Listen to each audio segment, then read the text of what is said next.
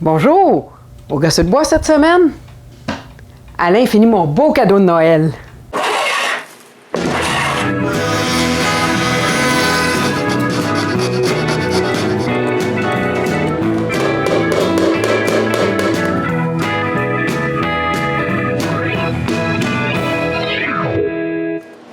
Avec tout le travail que j'ai fait dans le premier épisode, quelqu'un pourrait croire qu'il reste presque plus grand-chose à faire.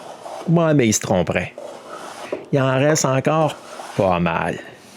Premièrement, j'ai pas fini avec les moulures du bas.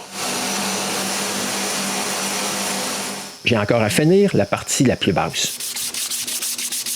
En plus, je dois aussi sabler l'étage du centre et sa doucine. Ah, mais avec mes moules de sablage avec plein de formes, j'arrive toujours à trouver la grosseur qu'il me faut pour épouser presque toutes les formes. Et avec cette semblée, je peux coller 2 sections ensemble. Et je mets tout ça en serre sur l'établi. Pendant que la colle sèche, j'ai d'autres sablages à faire.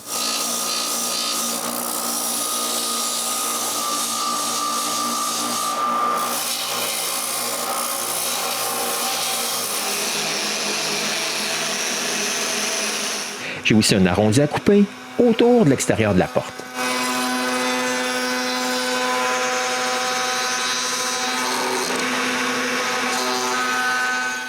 Ah, puis c'est pas fini le sablage.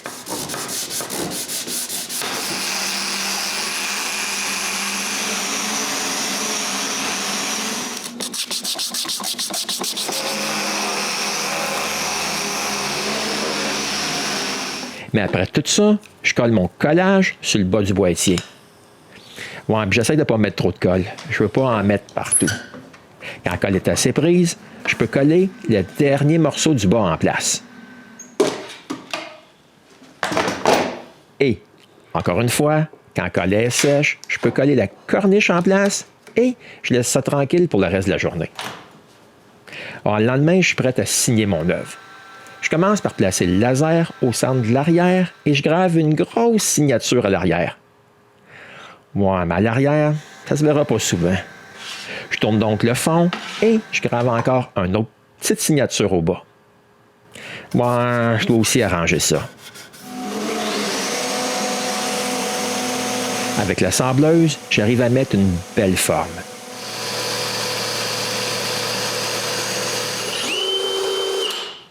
Je dois aussi mettre la porte en place. Je commence par percer des trous au centre pour les trous des pentures. Ah, mais les trous sont pas assez profonds. Puis comme la plupart des Canadiens, je déteste les vis Phillips. Ah, parce que j'arrive toujours à endommager leur tête.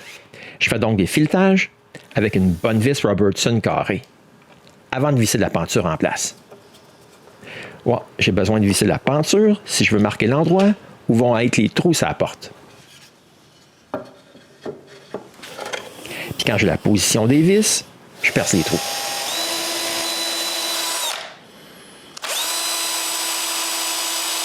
Et je fais des filetages. Puis, je visse la porte en place. Et c'est seulement là que je m'aperçois que la porte ne peut pas fermer. La corniche l'empêche de fermer. Pour arranger ça, je commence par couper un arrondi au haut de la porte. Ça va aider à la transition que je dois faire avec la râpe. Ouais, j'ai pas mal de bois à enlever si je veux que la porte ferme. Ah, mais je finis par y arriver quand même. Mais j'ai pas fini avec la porte. Je dois aussi percer un trou pour la petite poignée. Et un gros trou pour la plaque de l'aimant qui retiendra la porte fermée. Ah, c'est parfait. Je dois juste percer un trou pour la vis maintenant. J'ai aussi à percer un trou sur le boîtier pour l'aimant lui-même. Mais ce trou-là doit avoir la bonne profondeur. J'ajuste la profondeur de coupe et je perce le trou. Ouais, ça va être parfait. Mais j'ai encore un trou à faire.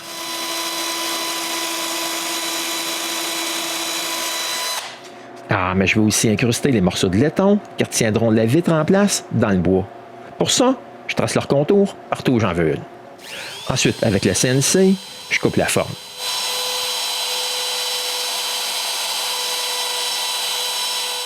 Moi, j'en ai pas mal à faire. Ah, mais c'est pas si pire que ça. Ça prend 33 secondes par coup. Ah, mais j'avais juste marqué les cendres. Je les avais pas percés. Il faut les percer maintenant. Et je peux essayer ça. Ouais, les têtes de vis, là, ils ressortent pas mal trop. J'agrandis donc tous les trous. Puis, avec une mèche plus grosse, je fais un chanfrein. Maintenant, c'est parfait. Les têtes de vis, là, ils dépassent plus. Je peux finalement visser le fond au boîtier. Je commence par percer un trou au centre, au bas et au haut, et je visse une vis. Ensuite, je perce tous les autres trous pour toutes les autres vis. Ah, mais comme vous savez, c'est du bois solide. Je vais avoir des trous de vis allongés. Et je les allonge donc tous avec la scie à chantourner.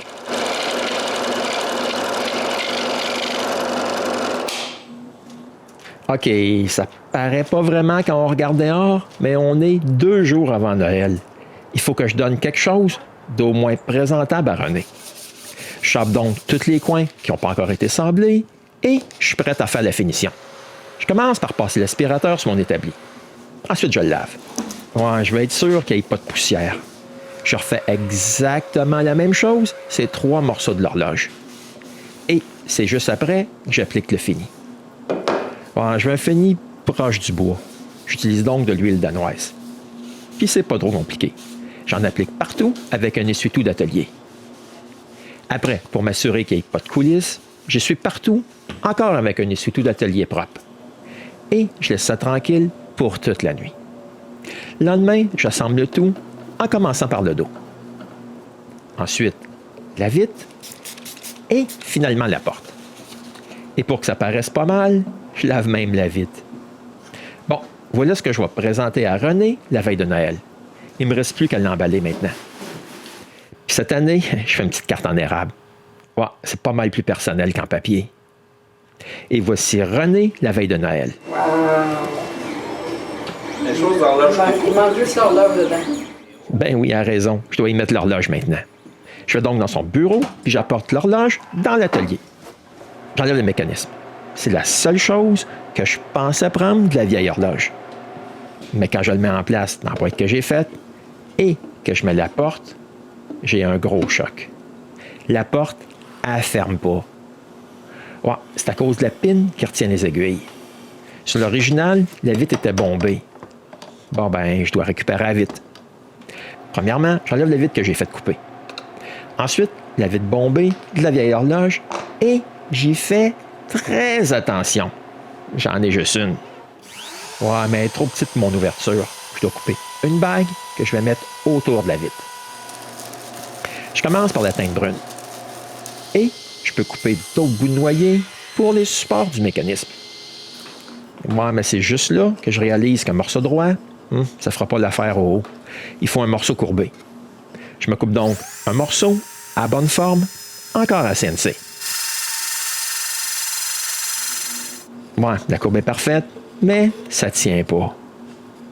Je coupe donc des petits bouts de noyer. Je leur perce un trou au centre. Je transfère la position du trou sur mon morceau courbé et je le perce là aussi. Ensuite, j'ai juste à coller les 3 morceaux ensemble avec des petits goujons et mettre ça en serre sur l'établi. Il me faut aussi d'autres bouts de noyer pour retenir tout ça au boîtier.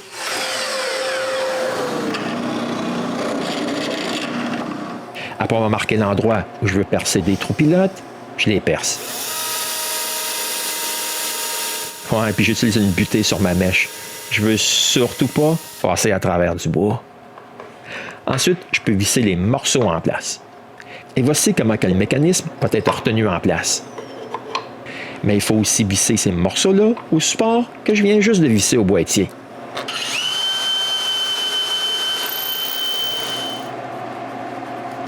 Et maintenant, je suis prêt à visser le mécanisme. Premièrement, je trouve l'endroit où il doit être en mesurant son centre par rapport à l'ouverture ronde de la porte. Quand c'est fait, je trace les emplacements des supports et aussi des trous. J'installe aussi la bébelle qui fait sonner les heures. Et après, je peux percer pour les trous de vis du mécanisme et le visser en place.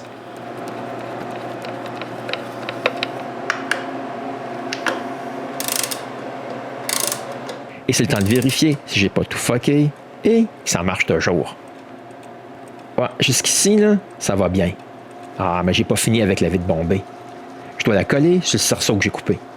Pour ça, j'utilise la colle époxy et je l'étends avec un cure-dent tout autour. Ouais, à cause de l'angle de la vitre, il y a comme un petit V entre la vitre et le cerceau. Quand j'ai fini, je nettoie un peu avec de l'acétone. Et le lendemain, je peux essayer ça en place. Ouais, c'est presque parfait.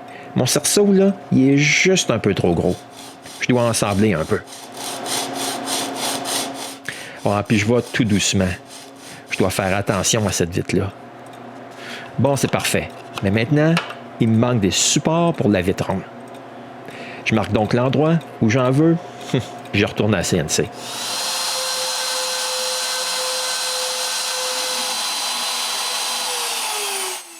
Ouais, mais j'ai pas fini avec mes troupes de vitre. Je dois couper celles que j'avais fait couper. Ouais, pour ça, je marque la forme de la vitre sur le morceau de maçonnette que j'avais déjà coupé. Ensuite, je le coupe. Juste un peu plus large que ma ligne. Puis je m'arrange pour qu'il n'y ait pas d'encoche. Puis je regarde si ça va faire l'affaire. Moi, comme ça semble être bon, j'utilise cette forme pour couper la vitre.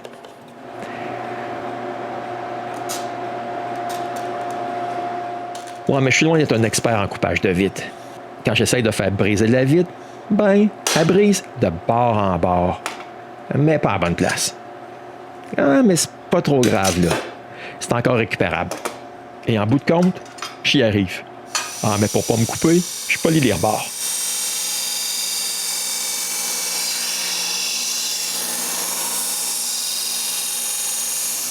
Bon, je suis pas mal content. J'ai réussi à sauver la vitre.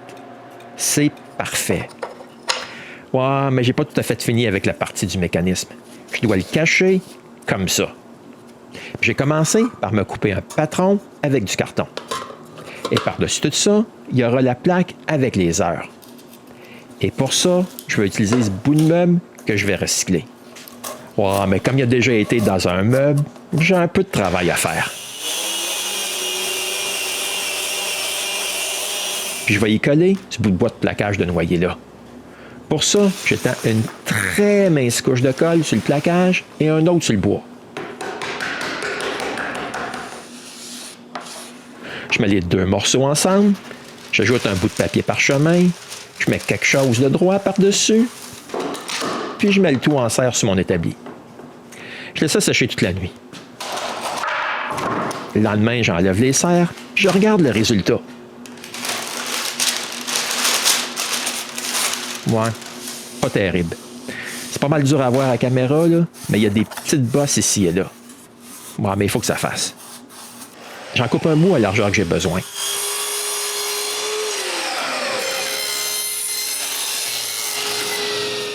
Ensuite, avec mon patron, je trace la forme que je dois couper. Et je la coupe.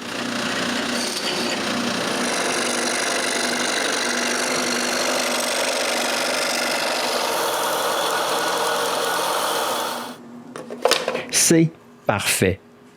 Presque fini. Mais je dois quand même fixer ça au reste de l'horloge. Premièrement, je visse les espaceurs en place. Quand c'est fait, c'est le temps de visser le morceau que je viens tout juste de couper en place. Et la dernière chose, c'est ça. Ouais, mais je dois percer des trous pour les clous miniatures qu'elle retient en place.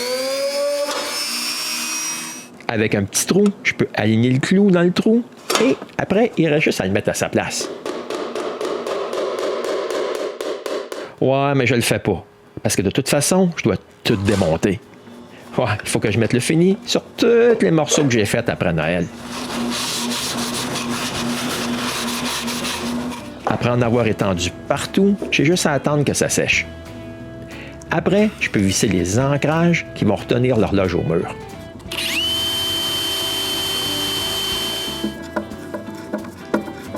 Et tout le reste.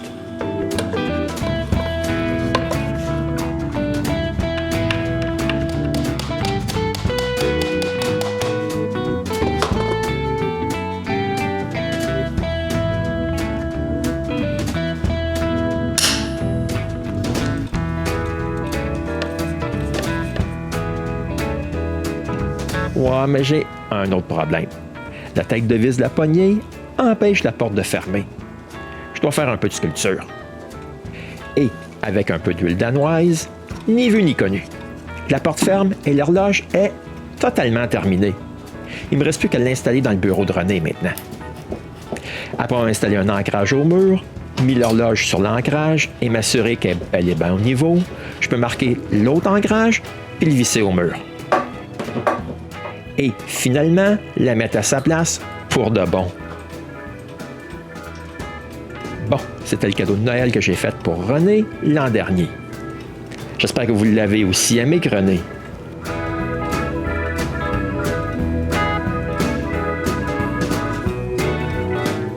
Et on se revoit bientôt pour un autre épisode du Casse de bois.